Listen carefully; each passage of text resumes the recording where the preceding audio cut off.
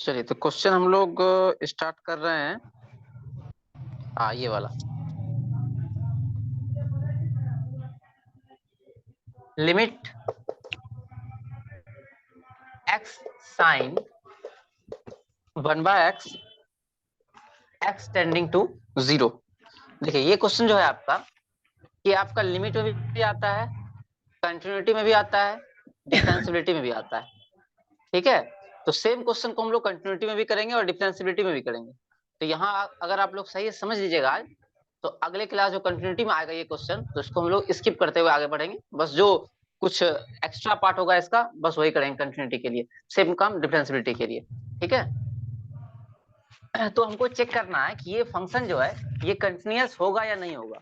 ठीक है, देखने से क्या लग रहा है, फंक्शन कंटिन्यूअस होगा या नहीं होगा?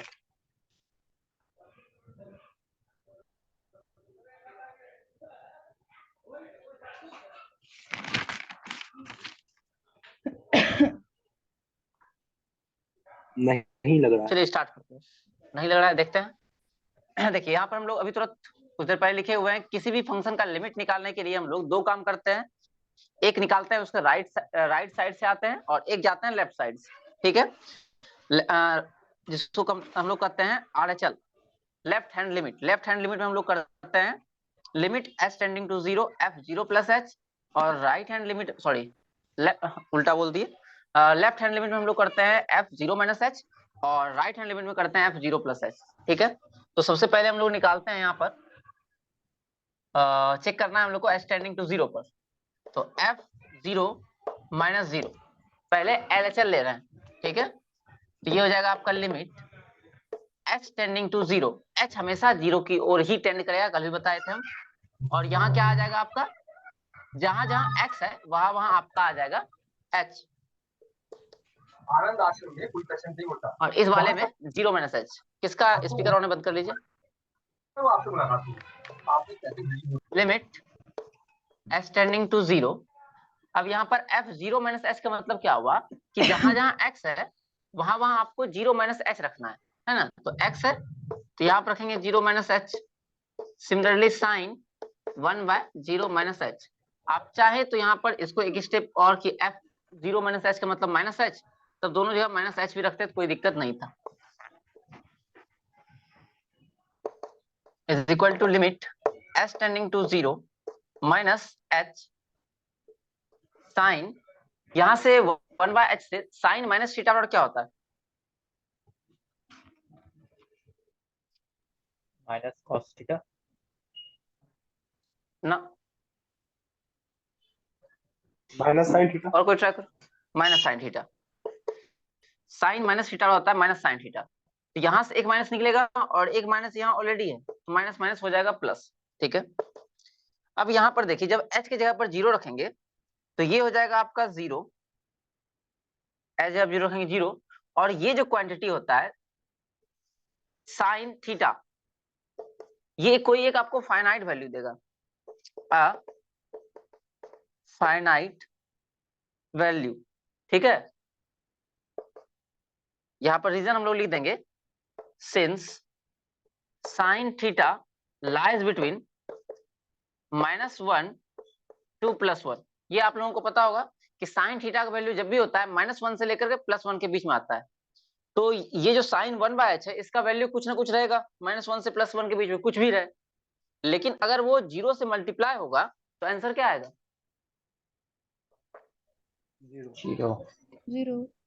0 आ जाएगा, है ना। तो ये हो गया आपका f0 माइनस 0।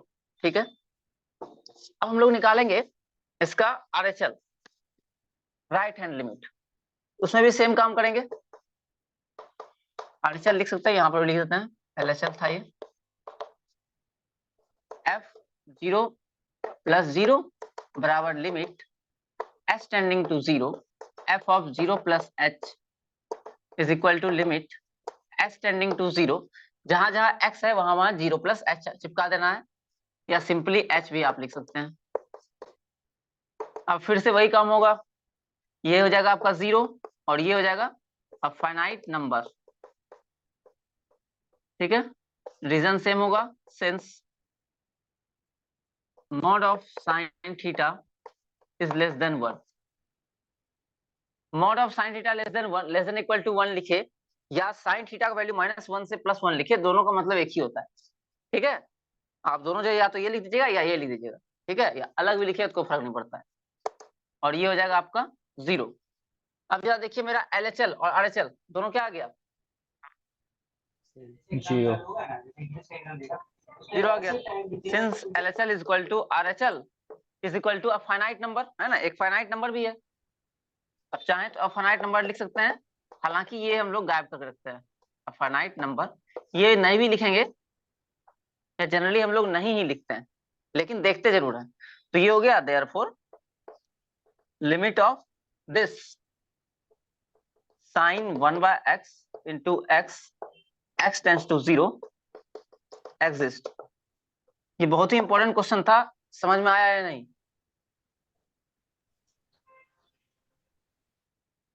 भैया थोड़ा वहाँ पे बताइए तो। ठीक, सबसे पहला काम कि आपको लिखना है f0 - 0 जब आप LHL निकालेंगे। RHL निकालेंगे तो 0 + 0। ठीक है, उसके बाद ये आता है आपका limit h tending to 0 f0 - h LHL में, और RHL में f0 + h होता है, h टेंडिंग टू 0 ही होता है। अब हम लोग इसमें आते हैं। अब यहाँ पर क्या हुआ कि x की जगह पर ये जो फंक्शन दिया हुआ था ये था मेरा fx। ठीक है, ये था मेरा fx के बराबर ये फंक्शन पूरा। तो जहां जहां x था उसके जगह पर आ गया अब मेरा क्या 0 - h। तो यहाँ x था तो यहाँ लिख दिया 0 - h, यहाँ x था तो यहाँ लिख दिया 0 - h। फिर 0 - h का मतलब -h, यहाँ पर 0 - h मतलब -h। फिर यहाँ से क्या किए माइनस बाहर निकाल लिए तो माइनस माइनस प्लस हो गया। अब चाहे तो यहाँ ये रीजन भी दे सकते हैं कि sine -theta is equal to -sin theta. ठीक है, इसके बाद ये वैल्यू जो हुआ sin 1/h ये हमेशा देगा आपको कोई ना कोई नंबर 0 से लेकर के 1 सॉरी -1 से लेकर के +1 के बीच में, और ये h हो गया 0। अब 0 को किसी भी नंबर से मान लेते हैं यहाँ पर आया होगा 0.5 तो 0 से मल्टीप्लाई करेंगे 0 आएगा। मान लेते हैं यहाँ पर आया होगा मान लेते हैं -0.5 तो भी ये 0 देगा। मान लें 0.6 आया होगा तो भी क्या देगा 0। मतलब कोई भी वैल्यू sin 1/h का आएगा हमेशा आंसर क्या हो जाएगा 0 हो जाएगा। सेम इधर भी। तो ये आपको यहाँ ध्यान रखना जरूरी है कि आपको इसकी जगह पर लिखना है फाइनाइट नंबर। क्यों होता है अभी हम दिखाते हैं इसको कि एक फाइनाइट नंबर क्यों आता है ये। भैया वहाँ पे जो 0 हुआ है हाँ h sin 1/h लिखे है ना, उसके बाद जो 0 हाँ है हाँ फाइनाइट नंबर जो लिखे हैं वो 0 हाँ हाँ, कैसे ये हुआ? h टेंडिंग टू 0 हुआ तो ये h यहाँ पर h की जगह पर 0 आया, h की जगह ये पे 0 0 गया। लिखे। और साइन थीटा जो है h जब 0 इसलिए लिखते हैं क्योंकि यहाँ 0 है, हमेशा 0 ही लिखते हैं हाँ क्योंकि h हमेशा 0 की ओर ही टेंड करेगा। h की जगह पर हमेशा 0 ही लिखेंगे, चाहे लिमिट पढ़े कंटिन्यूटी पढ़े डिफरेंशियबिलिटी पढ़े तीनों में। ठीक है, और ये जो हुआ यहाँ पर ये हम रखे हुए हैं साइन थीटा का वैल्यू। साइन थीटा का वैल्यू हमेशा -1 से +1 के बीच होता है। आप लोग क्लास 11th में ऑलरेडी पढ़ चुके हैं या 10th में पढ़े होंगे, 90 तक से पढ़ते थे हम लोग। थीटा का वैल्यू तो 0 से लेकर के 1 तक आता था। जब हम लोग 11th में गए वहां पर सारा एंगल पढ़ डाले तो आंसर का भी साइन थीटा का वैल्यू आता है 1 से बड़ा। नहीं नहीं, क्यों नहीं होगा 1 से बड़ा? ये इरेज कर दें? एक साइड की जगह एक सही करना है।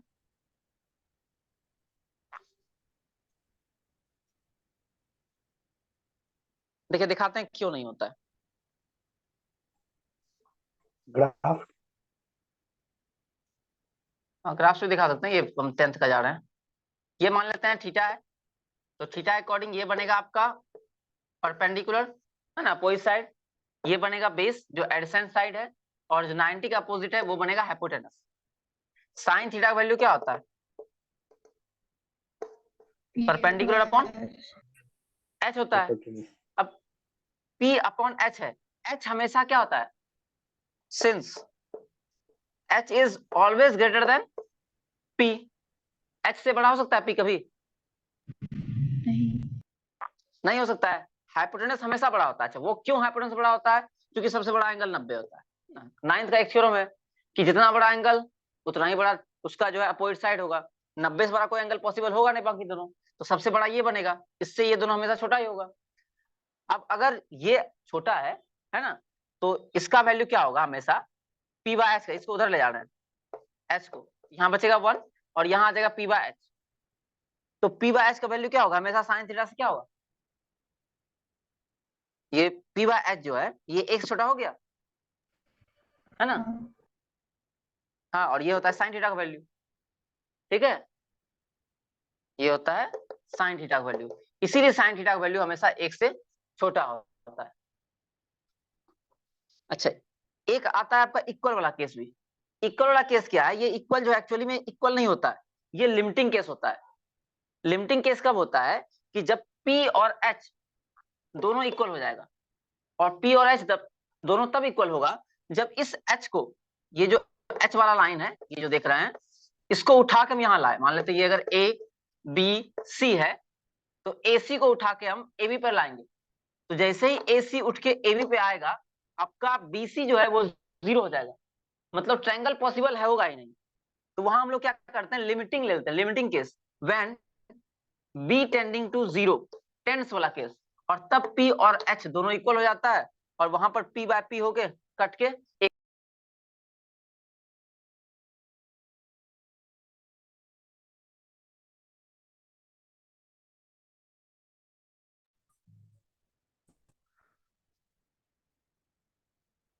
ये आया समझ में क्यों होता है छोटा एक से साइन थीटा का वैल्यू। हाँ, पर वो क्या लिखे हैं उधर? कहाँ पर ये, उधर नहीं, उसका रीजन क्या दिया वो सामने सामने देखे ना। जो उधर था रीजन अफानाइट वही नंबर। वही इधर भी था, उसका शॉर्ट में लिख दिया, मोड में लिख दिया इसको। यहाँ शॉर्ट में लिखे हुआ है mod of sine theta less than equal to 1, ये लिखो, या साइन थीटा का वैल्यू -1 से +1 के बीच में, दोनों का मतलब एक ही होता है। उधर जगह नहीं था तो वही लिख दिया। ये भैया आया चलिए तो फर्स्ट, कंटिन्यूअस है ये। कंटिन्यूअस नहीं, लिमिट एग्जिस्ट हुआ, कंटिन्यूटी भी पढ़ेगा हम लोग। वैसे ये क्वेश्चन कंटिन्यूटी में ही आएगा, ठीक है ना। ठीक। अगला जो इंपॉर्टेंट क्वेश्चन है, एक्स स्क्वायर साइन 1/x बन जाएगा ये।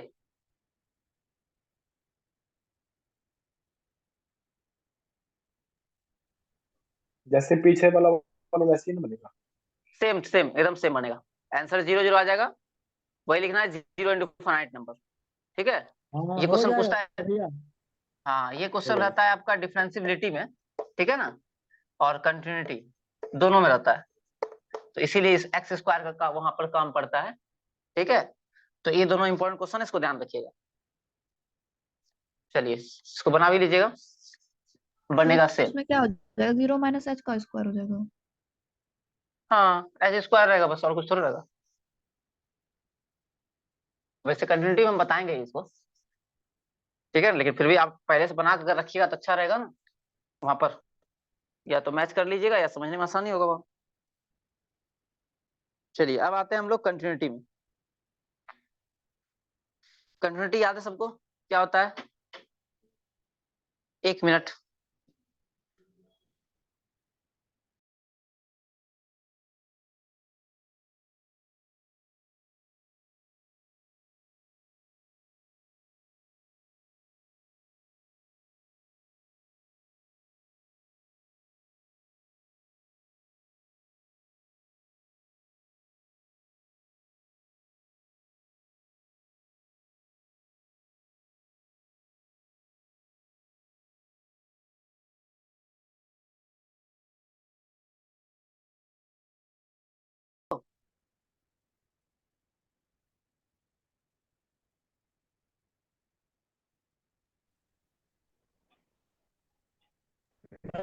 लिमिट हो गया कंप्लीट। हाँ देखिए कंटिन्यूटी, अब आते हैं हम लोग कंटिन्यूटी में। कंटिन्यूटी क्या होता है आपका कि जैसे एक फंक्शन है मान लेते हैं कि इस तरह से, ठीक है, और इसमें क्या होता है कि हम लोग के पास एक ए होता है जिस पर हम चेक करते हैं, है ना, और इसके जस्ट लेफ्ट एक होता है पॉइंट कोई जिसको हम लोग करते हैं ए माइनस एच, और जस्ट राइट होता है ए प्लस एच, ठीक है। जैसे लिमिट में लिए थे सेम वही चीज। अब इसके करस्पॉन्डिंग एक वैल्यू यहाँ मिलेगा, इसके भी करस्पॉन्डिंग एक वैल्यू यहाँ मिलेगा, दोनों क्या है क्योंकि बहुत नजदीक है ना, तो इसको अगर दोनों इक्वल आता है मतलब डिफरेंस बहुत कम रहता है, साथ में एक और केस आ जाए कि ये जो एफ ए है ये था आपका एफ ए प्लस एच, ये निकला आपका एफ ए माइनस एच, और साथ में लिमिट में क्या करते थे ये दोनों होता था कि F A plus H is equal to F A minus H. अगर ये दोनों इक्वल आ गया तो कहते हैं लिमिट एग्जिस्ट करेगा। और कंटिन्यूटी में तीसरा केस कि एफ ए में भी ये भी अगर इक्वल आ जाए एफ ए के, तो हम लोग कह देंगे कि फंक्शन कंटिन्यूअस है। जैसे एग्जांपल एक हम लोग लिए थे चोर वाला, है ना, उसी तरह से एक और एग्जांपल भी हम लोग लिए थे पिछले मेरे ख्याल से घर में जब पढ़ाए थे आप लोगों को, कि अगर किसी का मान लेते हैं शादी होने वाला है लड़का या लड़की का, तो पहले पता करने आता है, एक बार बगल वाले घर में पता करता है ना, राइट हैंड साइड या राइट हैंड लिमिट हो गया वो, फिर एक बार जो है दूसरे बगल वाले घर में पता करता है लेफ्ट हैंड लिमिट, और एक बार जब दोनों कंफर्म हो जाता है तब पहुंच जाता है लड़के या लड़की घर में, और उसके बाद शादी फिक्स। नहीं, वही काम यहाँ पर होगा। साकेत का हुआ था ना। हाँ, साकेत का हो गया था। तो एफ ए प्लस एच और एफ ए माइनस एच दोनों का दोनों अगर आपका इक्वल हो जाए, साथ में एफ ए ये भी इक्वल हो जाए, तो हम लोग कह देंगे फंक्शन जो है कंटिन्यूअस है, फंक्शन इज कंटिन्यूअस, ठीक है। इसको लिखने का एक और तरीका हो जाएगा कि LHL is equal to RHL is equal to F A, ठीक है। या एक और तरीका है इसको लिखने का, limit of F X tending to A is equal to F A, ठीक है। मतलब कि लिमिट भी एग्जिस्ट कर रहा है और वो एफ ए के बराबर भी है, तो हम लोग कह देंगे कि फंक्शन जो है वो कंटिन्यूअस है, ठीक है। और किसी केस में अगर कोई एक इक्वल ना मिलता है ना, मान लेते हैं ये दोनों इक्वल है, ये इसके इक्वल नहीं है, या ये दोनों आपस में इक्वल है, ये इक्वल नहीं है, ठीक है, तो कोई एक में अगर ये इक्वल नहीं आता है तो हम लोग कहते हैं फंक्शन इज डिसकंटिन्यूअस, है ना। यहाँ पर अदरवाइज फंक्शन इज डिसकंटिन्यूअस, ठीक है। ये हो गया हमारा जो पढ़े हुए हैं क्लास 11th वगैरह में जो क्वेश्चन हम लोग बनाएंगे इसी के बेस पे बनाएंगे। और यहाँ पर एक अलग से डिफिनेशन आता है, जैसे लिमिट हम लोग पढ़े थे एप्सिलॉन डेल्टा, उसी तरह से यहाँ पर भी एप्सिलॉन डेल्टा से एक डिफिनेशन बनता है जो कि आप लोग लिखवा देते हैं, लिख लीजिए, बोर्ड पे लिख दे या लिख लीजिएगा, लिखवाइए ना। लिख दीजिए। ठीक।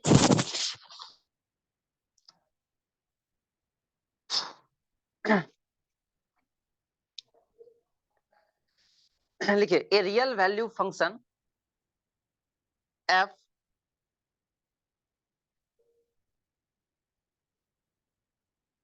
a real valued function f defined on an open interval I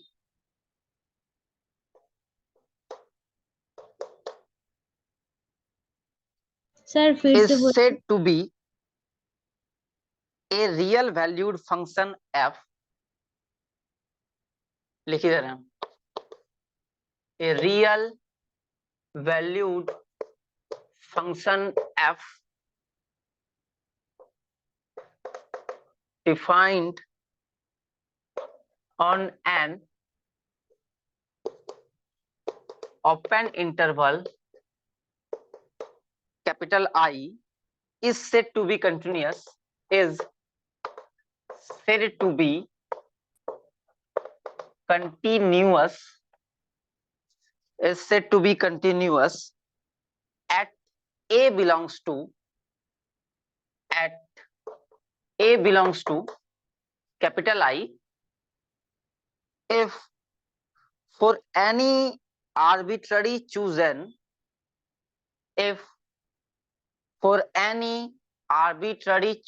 spelling ये है आपका arbitrary chosen epsilon, however small it may be, if any chosen positive number epsilon, या सिंपली epsilon भी लिख सकते हैं, however small, कॉमा, यहां तक सबका हो गया। फिर से भैया।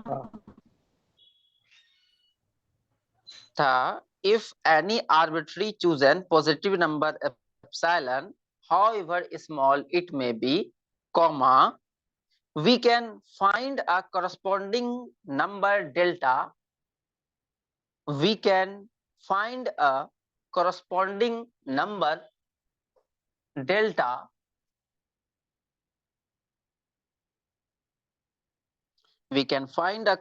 number delta such that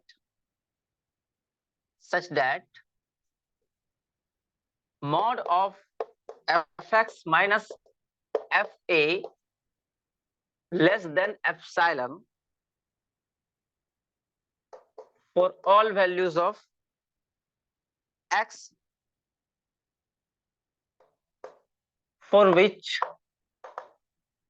mod of x minus a is less than delta। जो लिमिट में डिफिनेशन था ना, सेम वही चीज यहाँ पर भी आया है ना। वहां यहाँ पर बस एक इंटरवल वर्ड जुट गया है और ज्यादा कुछ नहीं। वहां पर भी एक एप्सिलॉन पॉजिटिव नंबर था और उससे करस्पॉन्डिंग एक डेल्टा मिलता था। यहाँ पर भी वही चीज है, एक एप्सिलॉन मिला हुआ है, उससे करस्पॉन्डिंग एक डेल्टा है। वहां पर भी x minus A is less then delta था और ये 0 से बड़ा था, है ना। और यहाँ पर वही चीज आया, यहाँ पर भी fx माइनस fa आया। पिछले बार आया था fx minus l, limiting value जो था वो लिए हुए थे, और यहाँ सिर्फ आ गया l की जगह पर fa आ गया है। तो एक याद कीजिएगा लिमिट वाला, तो कंटिन्यूटी अपने आप हो जाएगा। ठीक है, लिखा गया।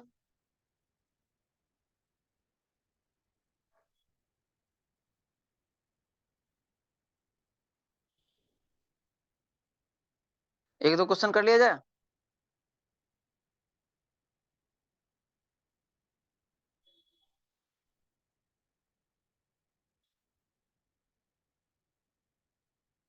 वही क्वेश्चन कर लेते हैं अभी जो छोड़े थे, एक्स स्क्वायर साइन 1/x वाला।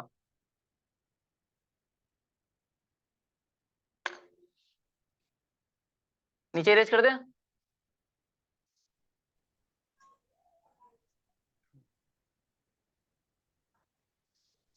हाँ चलिए क्वेश्चन लिख लेते हैं। क्वेश्चन है आपका fx is equal to X square sine 1/x when x not equal to 0 is equal to 0 when x is equal to 0। ठीक है, हम लोग को करना है इसका continuity. Test the continuity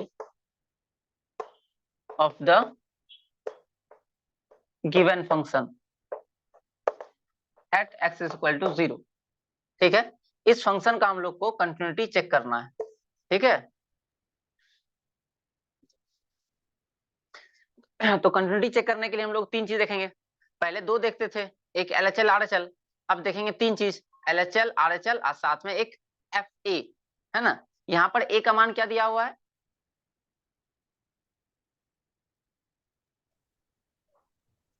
Akhil 0। A का मान 0। तो सबसे पहले लिखते हैं हम लोग, टेस्ट है LHL निकालते हैं। F 0 माइनस 0 मतलब कि limit h tending to 0 f of 0 minus h। Limit h tending to 0 exam में हमेशा इस तरह से बनाइएगा, है ना। वर्टिकली हॉरिजॉन्टली छोटा हो जाने तो क्वेश्चन का आंसर लंबा ले जाना है। एफ माइनस एच, एक और स्टेप आप चाहें तो जबरदस्ती का बढ़ा सकते हैं कि 0 माइनस एच होगा, है ना, या डायरेक्टली इसके बाद ये लाइन जो हम लिख रहे हैं उस पर भी आ सकते हैं आप, एच टेंडिंग टू 0। अब यहाँ पर एफ 0 माइनस एच, यहाँ पर माइनस एच रखना है, माइनस एच का square sine 1 bye minus H, तो माइनस एच का स्क्वायर क्या हो जाएगा, प्लस एच, और एक माइनस इसका बाहर आ जाएगा, तो limit H tending to 0 H square sine 1 by H, और इसका माइनस साइन आगे आ जाएगा। अब अगेन एच का वैल्यू 0 रखेंगे हम लोग, तो जब एच का वैल्यू 0 रखेंगे तो ये हो जाएगा 0, और ये हो जाएगा एक finite number is equal to 0 into finite number. और यहाँ ये रीजन एग्जाम में जरूर देना है कि साइन थीटा का वैल्यू होता है -1 से लेकर के +1 के बीच में, है ना, इस स्टेप के बाद, और ये हो गया आपका 0 LHL। सेम इसी तरह से हम लोग RHL निकाल लेंगे, तो RHL निकालिएगा तो f ऑफ 0 + 0 होगा, आएगा आपका limit h tending to 0 f 0 + h, मतलब कि यही लिख लेते हैं limit h tending to 0 h square sine 1 by h is equal to, ये हो गया again 0 into a finite number is equal to 0, ठीक है। अच्छा, साथ में एक और चीज मेरे पास दिया हुआ है, 0 पर आंसर कितना है, f ऑफ 0 कितना है, वो भी 0 दिया हुआ है, तो लिख देंगे सिंस LHL, या डायरेक्ट लिखते हैं f 0 + 0 is equal to f 0 - 0 is equal to f0, है ना, या LHL is equal to RHL is equal to f0, therefore function f is continuous at x is equal to a, ठीक है। Question देखिए, समझ में आया, ये क्वेश्चन करीब हमको लगता है कि 15-20 साल अगर एग्जाम पीछे अगर जाइएगा आप, तो 15-20 साल में आपको 10 साल दिख जाएगा ये वाला क्वेश्चन, या उससे ज्यादा भी। पार्ट 1 पार्ट 2 दोनों में आता है ये क्वेश्चन।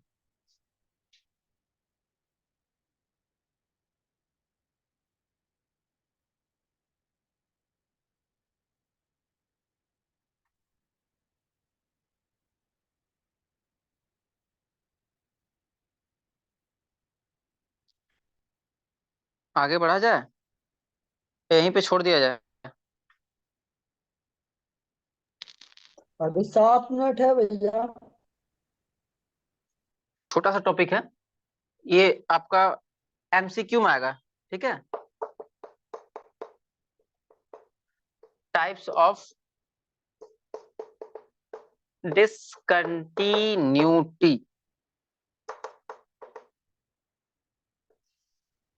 है ना, कितना तरह का डिसकंटिन्यूटी होता है, कितना तरह का होता है,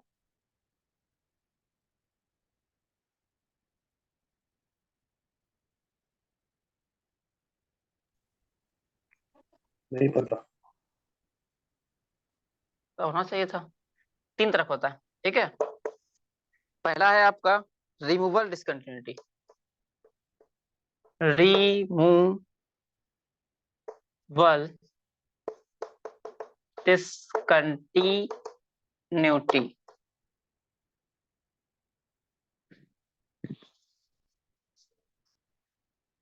पार्ट 2 का एग्जाम का डेटा है, देखे कितना कम गैप दिया है। एक एग्जाम है, पेपर 3 का एग्जाम है 27 को, 27/2 को, और 2 दिन के बाद जो है पेपर 4 का एग्जाम है, मतलब 1/3 को, बस इतना सा गैप, एक दिन का। सर दूसरा, सर 4 पेपर में क्या आएगा, मतलब ये लोग का 4 पेपर कैसे हो गया। और जैसे आप लोग का फर्स्ट और 2 है ना, पार्ट 1 में पढ़ रहा है ना, पेपर 1 पढ़ रहे हैं और पेपर 2 पढ़ रहे हैं ना, उसी तरह से पार्ट 1 में फर्स्ट पेपर और सेकंड पेपर, उसी तरह फिर जब पार्ट 2 में जाइएगा तो पढ़िएगा थर्ड और फोर्थ। अच्छा पार्ट 3 में जाइएगा तो पढ़िएगा 5, 6, 7, 8, 8 सब मिलाकर पढ़ना होता है यहाँ पर। एमएससी में जाइएगा तो 16 पेपर पढ़ना पड़ेगा सबका सब मैथ्स। अभी हम 8 पेपर एमएससी का मैथ्स पढ़े। इसके बाद आपका दूसरा है discontinuity of the first kind. Discontinuity of the first kind. और तीसरा है सेकेंड काइंड होना चाहिए। Discontinuity of the second kind. अब एक एक करके तीनों को समझते हैं ये है क्या।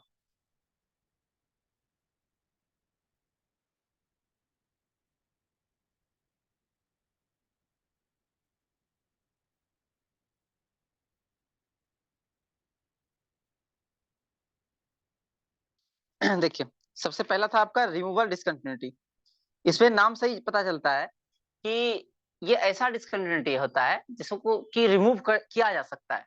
ठीक है, मतलब जैसे कि अभी मेरे पास एक क्वेश्चन लिए हुए थे हम, x² sin 1/x है ना, fx बराबर इतना था when x not equal to 0 और x is equal to 0 पर 0 था। ये था क्वेश्चन है ना।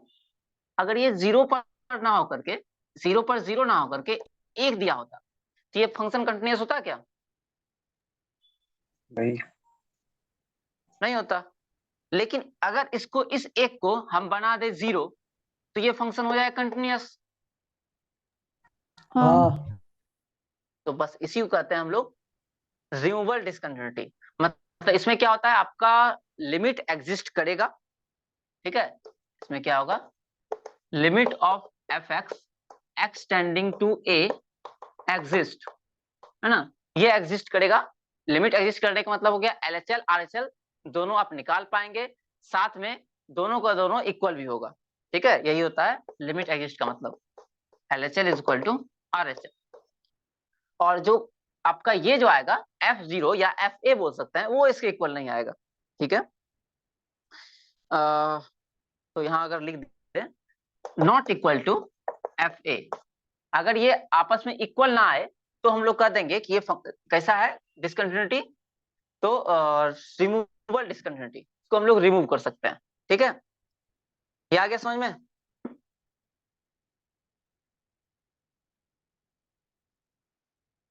हाँ ठीक, अब अगला बढ़ते हैं, discontinuity of the first kind. Discontinuity of the first kind में क्या होगा कि आपका जो लिमिट निकालेगा, मतलब कि LHL और RHL वो दोनों का दोनों एग्जिस्ट तो करेगा LHL RHL, लेकिन हो सकता है इक्वल नहीं आएगा।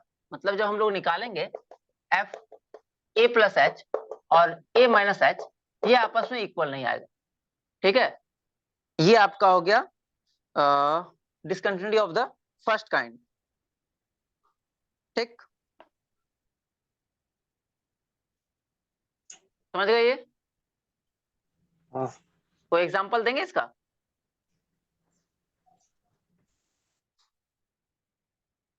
इसका एग्जांपल एक ऐसा LHL अलग आ जाए क्या? हाँ, GIF में बिल्कुल सही।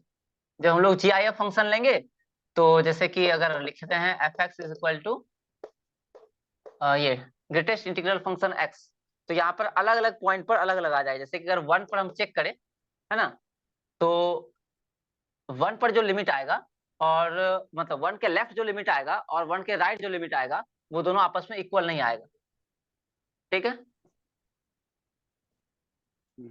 इसका लिमिट सब निकाल लेंगे ना।